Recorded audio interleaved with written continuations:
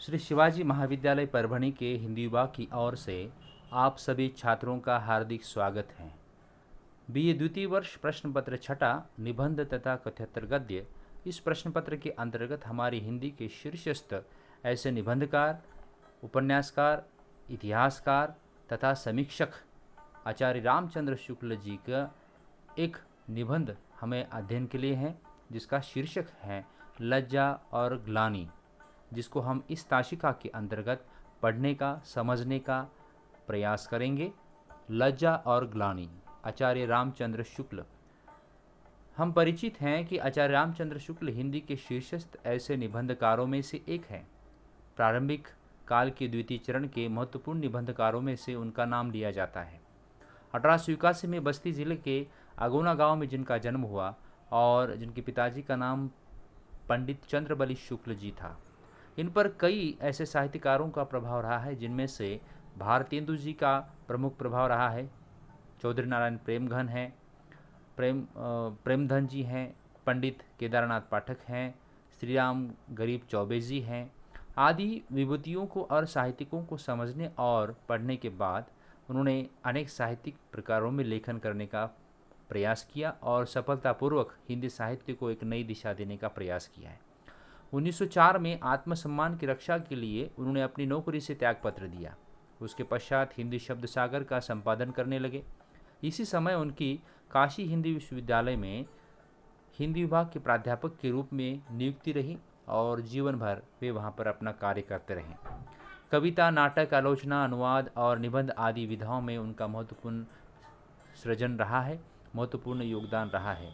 एक सफल साहित्यकार, संपादक, अनुवादक और निबंधकार के रूप में हिंदी में सर्वपरिचित हैं और अंतकाल में हम देखते हैं कि हृदय के तिरगुने से वे हमारे बीच में से विदा लेते हैं। ऐसे महत्वपूर्ण निबंधकार के रूप में रामचंद्र शुक्ल जी का उल्लेख किया जा सकता है।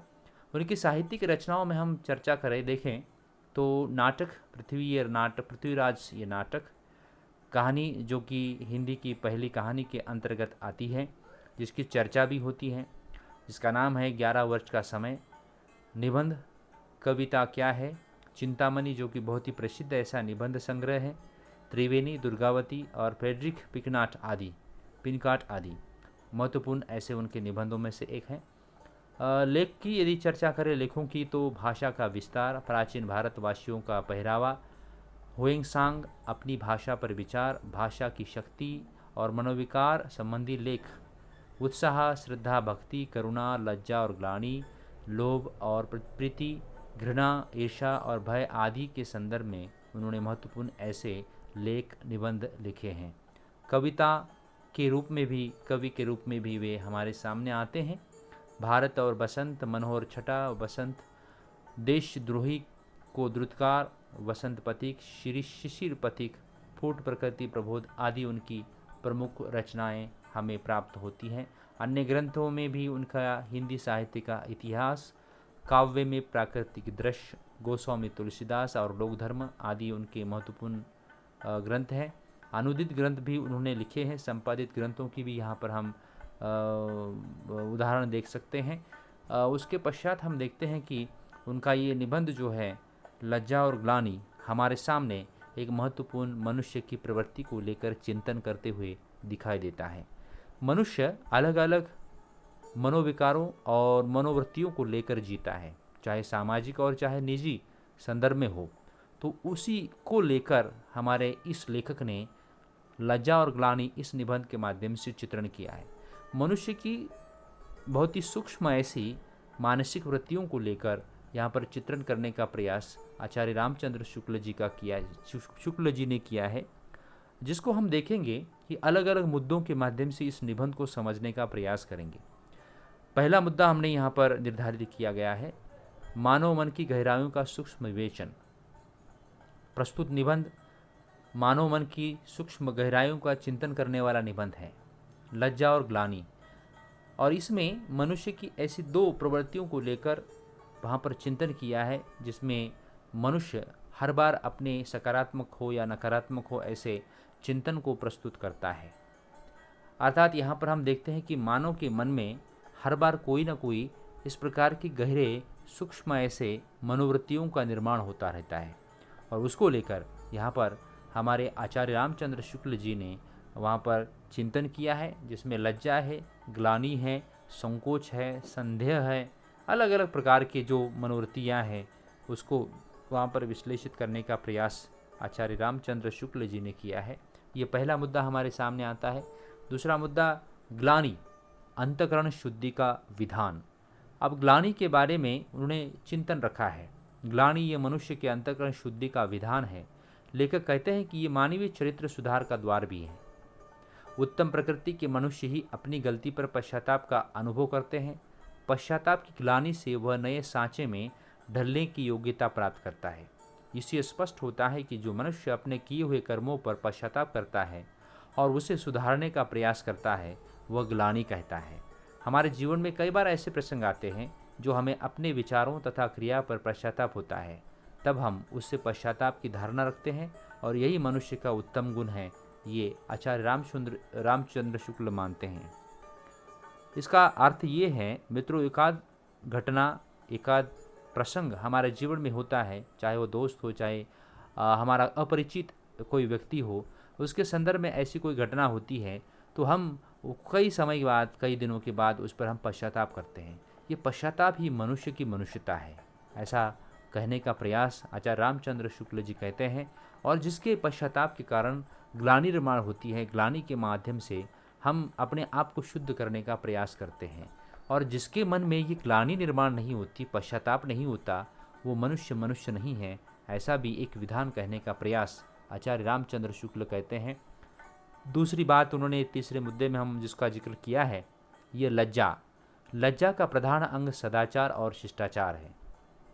बहुत महत्वपूर्ण मुद्दों को लेकर यहाँ पर रामचंद्र शुक्ल जी अपना विधान करते हैं। इस निबंध के माध्यम से लज्जा और ग्लानि, इस मनोभावों को लेकर अपना मंतव्य प्रस्तुत करते हुए लज्जा को मनुष्य के सदाचार और शिष्टाचार का अंग मानते हैं।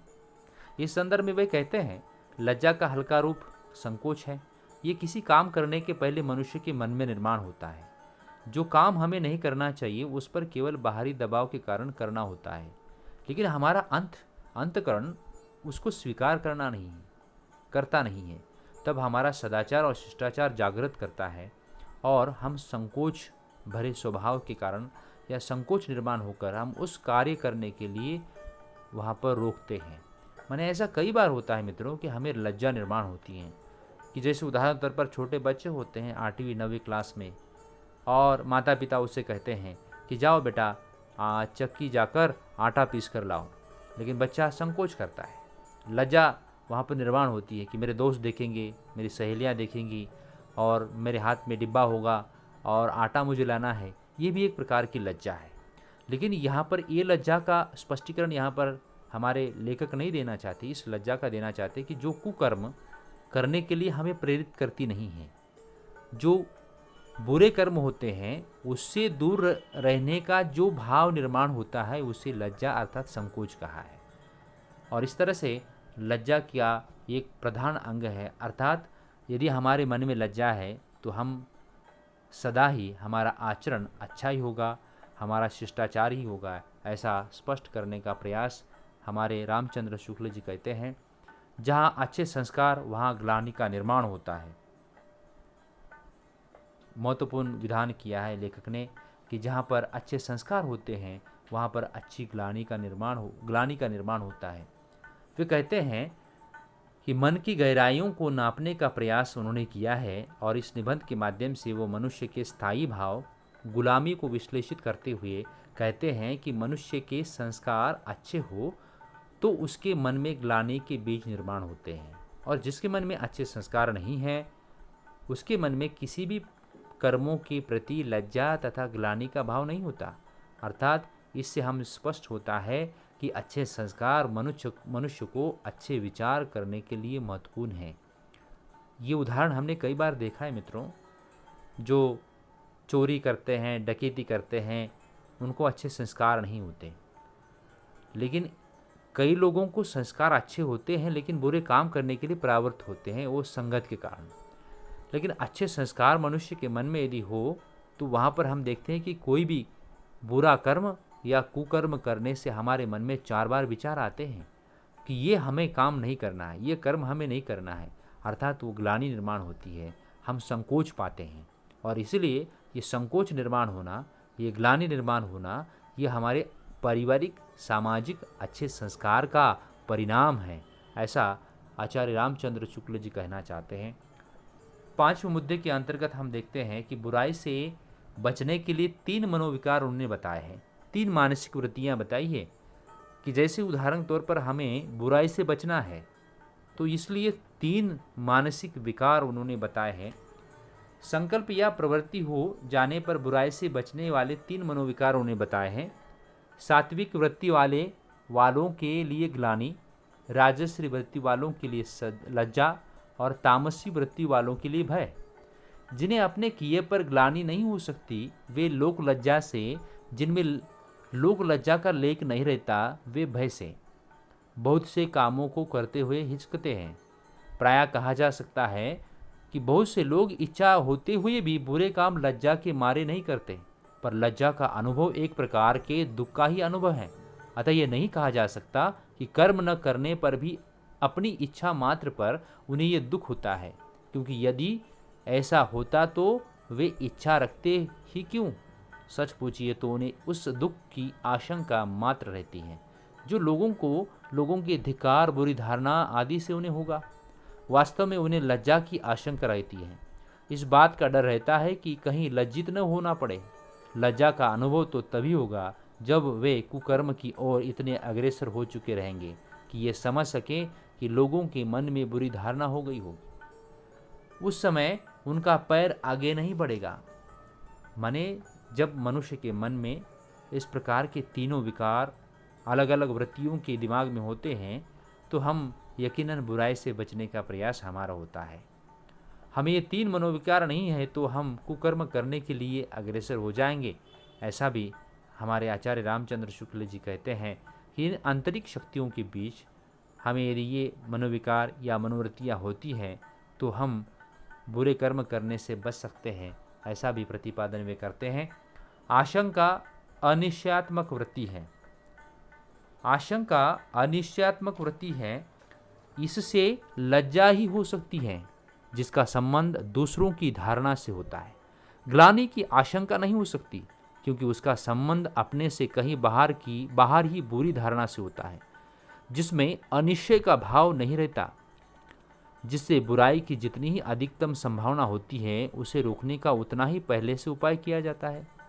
जिन्हें अपने किए पर ग्लानि हो सकती है उनके लिए उतने पहले से प्रतिबंध की आवश्यकता नहीं होती जितने पहले से उनके लिए होती हैं, जो केवल यही समझकर दुखी होते हैं कि लोग बुरा समझते हैं, ये समझकर नहीं कि हम बुरे हैं। माने इस प्रकार हम देखते हैं कि मनुष्य की विभिन्न वृत्तियों को वे रेखांकित करते हैं और कई बार हमारे मन में ऐसा विचार आता है, आशंका निर्माण होती है कि कोई कर्म करने से मनुष्य क्या कहेगा, समाज क्या कहेगा, और इसी विचार से हम कुकर्म और बुरा कर्म करने से डरते हैं। जैसे उदाहरण के तौर पर मनुष्य के व्यक्ति के आचरण और विचार से वो कहते हैं कि पुत्र की अयोग्यता और दुराचार, भाई के दुर्गुण और असभ्य व्यवहार आदि का ध्यान करके भी लोगों के सामने हमारा सिर नीचा होता है। ये विचार यदि हमारे मन में आते हैं तो हम बुरा कर्म नहीं करते। ये आशंका का भाव है। यदि वे लोग इस संदर्भ में विचार नहीं करते हो तो भी ये भाव आशंका के कारण हमारे मन में निर्माण होता है। किसी पूरे प्रसंग घटना के निमित्त में हमारा नाम जुड़ जाता है तो हम डर जाते हैं और इसलिए हम उस प्रसंग और घटना के बलि नहीं चढ़ना चाहते, तो हम आशंका के कारण विचारों के चक्र में गिर जाते हैं। आशंका मनुष्य को विचार करने के लिए परावर्तित करती हैं। आशंका के कारण मनुष्य के मन में जो विचार निर्माण होते हैं जो वास्तविक नहीं होते और वास्तविक होते हैं, इसलिए आशंका भी हमारे मन की अनिश्चयात्मकता की ओर ले जाती है। माने बुरा कर्म करने के लिए हमारे मन में जो विचार निर्माण होते हैं उसके लिए हमारे मन में एक भाव निर्माण होता है, उसका नाम है अनिश्चयात्मकता, और जिसके कारण हम उस आशंका के कारण, लोक लज्जा के कारण हम वो काम करने से डरते हैं, वो काम नहीं करते। अर्थात आशंका ये हमारी अनिश्चयात्मक वृत्ति है, ऐसा लेखक मानते हैं। दुष्कर्मों का फल अपमान। इस पर हमारे लेखक ने बहुत सुंदर विवेचन किया है कि ये दुष्कर्म जो हम करते हैं उसका फल सिर्फ अपमान ही मिलता है। उस संदर्भ में वे कहते हैं कि उच्च कोटि के मनुष्य को अपने दुष्कर्म पर ग्लानि होती है और मध्यम कोटि के मनुष्य को अपने दुष्कर्म के लिए किसी कड़वी फल पर, माने जैसे उदाहरण तौर पर हम देखते हैं कि मध्य वर्ग अर्थात मध्यम कोटि का जो व्यक्ति होता है वो दुष्कर्म करने के लिए डरता है, पाप पुण्य के घेरे में ही, चक्कर में ही वहाँ पर फंस जाता है और एक प्रकार से हम देखते हैं कि वो अपमान से बच जाता है। जो दुष्कर्म करता है वो अपमानित होता है। कई बार हमने देखा है कि बच्चे भी कई बार अलग अलग उटपटांग बातें करते हैं, उटपटांग वहाँ पर क्रियाकलाप करते हैं, माँ बाप उन्हें डांटते हैं, अपमानित करते हैं। यही भाव यदि बाहर रहा तो वो बच्चे दुनिया के किसी भी व्यक्ति से या समाज से भी दुत्कार कर सकते हैं। और हम देखते हैं कि यदि दुष्कर्म करने के बाद हम उस पर ग्लानि करें तो उसका दुष्कर्म का फल जिसे मिला है उसे कोई फर्क नहीं पड़ता। इसलिए दुष्कर्म करने के बाद पश्चाताप करे तो उसे ग्लानि कहा जाता है। लेकिन मनुष्य दुष्कर्म के बाद अपने मन में यही सोचता रहता है कि हमने ऐसा ना किया होता तो। इस विधान से अपमान की अवस्था निर्माण होती है। जैसे कई बार हमारे जीवन में, हमारे रोजमर्रा के जीवन में, दैनंदिन जीवन में ऐसे कई प्रसंग आते हैं कि हम उस घटना को करने के बाद, उस समस्या का सामना करने के बाद हमारे मन में ऐसा भाव निर्माण आता है कि ये यदि मैंने नहीं किया होता तो अच्छा होता। ये भाव का अर्थ है अपमानित। जैसे उदाहरण के तौर पर कई बार छात्र क्लास में, कक्षा में उटपटांग बातें करते हैं, उस पर शिक्षक जो होते हैं वो उसको अपमानित करते हैं, उसको बात सुनाते हैं। ये अपमानित होना ही दुष्कर्म का फल है। इस विधान से अपमान की अवस्था निर्माण होती है। इसलिए मनुष्य को अपने जीवन जीते समय दुष्कर्म नहीं करना चाहिए ताकि हमें ग्लानि निर्माण हो सके और अपमान का भाव निर्माण हो सके। और इसलिए लेखक ये मानते हैं दुष्कर्म से हमारे मन में ग्लानि का भाव और अपमान का भाव निर्माण होता है और इसलिए हमें दुष्कर्म नहीं करना चाहिए, ऐसा विचार रखते हैं। चिंतन का 8वां मुद्दा है अकारण अपमान पर ग्लानि, अपनी तुच्छता। कई बार ऐसा होता है कि हमने जो काम किया होता है वो अच्छा होता है, लेकिन हमारे मन में उस काम के प्रति जो आशंका और ग्लानि निर्माण होती है उसके कारण जो भाव निर्माण होता है वो अपनी तुच्छता का एक प्रकार है, ऐसा आचार्य रामचंद्र शुक्ल जी मानते हैं। दुष्कर्म करने पर अपने मन में निर्माण होने वाला अपमान भाव ये स्वाभाविक है, लेकिन बिना किसी दुष्कर्म के अपने मन में अपमान जैसा भाव निर्माण होने पर ग्लानि ये तुच्छता जैसा भाव है। समाज में रहकर मान मर्यादा का भाव हम छोड़ नहीं सकते। इस सामर्थ्य का अभाव हमें खटक सकता है। ये स्पष्ट होता है कि अकारण हम अपने मन में अनेक विचारों को लाते हैं और ग्लानि का भाव निर्माण करते हैं। बिना कारण ऐसे भाव निर्माण करना तुच्छता का भाव हो सकता है। और इस तरह से हम देखते हैं कि ये बिना कारण अपने आप को पश्चाताप करवाना ये भी एक प्रकार का मनोविकार है, ये भी एक प्रकार का बुरा संस्कार है, ऐसा लेखक मानते हैं। माने जैसे उदाहरण तौर पर हमने कोई चीज़ वहाँ पर की ही नहीं है, हमने कोई दुष्कर्म किया ही नहीं है, तो कई व्यक्ति न किए हुए दुष्कर्मों पर, कार्यों पर वहाँ पर ग्लानि निर्माण करते हैं, पश्चाताप करते हैं। तो ये जो है ये अपनी तुच्छता है, ऐसा आचार्य रामचंद्र शुक्ल जी मानते हैं। 9वां मुद्दा हमारे सामने आता है लज्जा का हल्का रूप संकोच। लज्जा का हल्का रूप संकोच कहते हुए लज्जा को वो संकोच का ही रूप मानते हैं। माने जब हमारे मन में लज्जा निर्माण होती है तो वो संकोच निर्माण होता है, ऐसा लेखक मानते हैं। जो किसी काम को करने के पहले ही होता है, पूरा होने के साथ उसका अवसर निकल जाता है, फिर तो लज्जा ही लज्जा हाथ रह जाती है। हम खाने पीने में संकोच करते हैं, यहाँ तक कि सभा के सहायक मंत्री हैं जो कार्य विवरण पढ़ने में संकोच करते हैं। सारांश ये है कि ये एक बेवकूफ़ी करने में लोग संकोच नहीं करते और सब बातों में करते हैं। इसका एक मैं उदाहरण देना चाहता हूँ मित्रों। कई बार हम क्लास में छात्रों को कहते हैं कि आप कक्षा पाठ दीजिए, माने सेमिनार दीजिए, लेकिन आप जो हैं कभी सेमिनार देने के लिए खड़ा नहीं होते, माने स्टेज पर नहीं आते, मंच पर नहीं आते। माने ये हल्का सा मन में संकोच निर्माण होता है, लज्जा निर्माण होती है। ये मनुष्य के विकास के लिए, व्यक्तित्व विकास के लिए किसी काम का नहीं है, ऐसा लेखक मानते हैं। इसका अर्थ ये है कि हम रोज़मर्रा के जीवन में बिना संकोच कुछ कार्य करते हैं, लेकिन जहाँ पर हमें ज़रूरी होता है वहाँ पर हम हल्का सा संकोच करते हैं और वह कार्य करने से डरते हैं।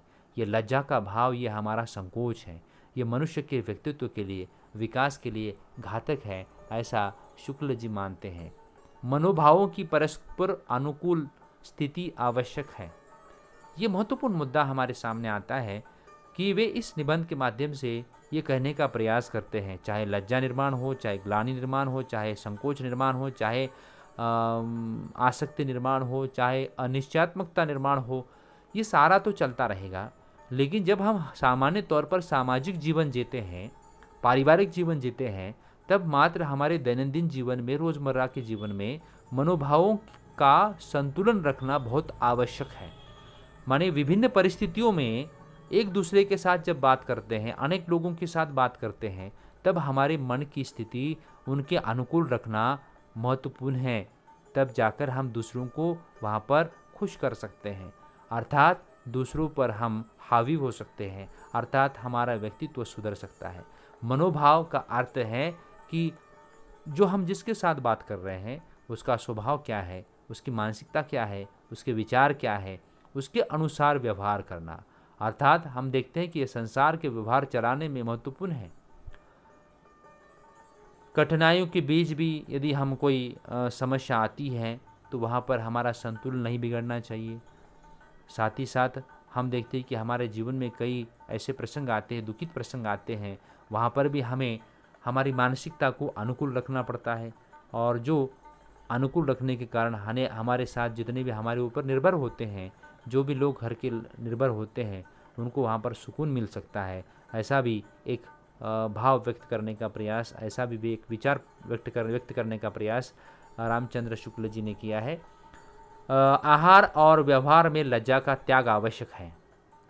प्रस्तुत निबंध के माध्यम से लेखक आहार और व्यवहार में लज्जा का भाव त्यागने की आवश्यकता पर बल देते हुए कहते हैं कि ज़्यादा लज्जा करना मनुष्य को अधिक कष्ट उठाना पड़ता है। सुख से रहना है तो मनुष्य को दैनंदिन जीवन में आहार और व्यवहार में लज्जा का एकदम त्याग करना वहाँ पर आवश्यक है।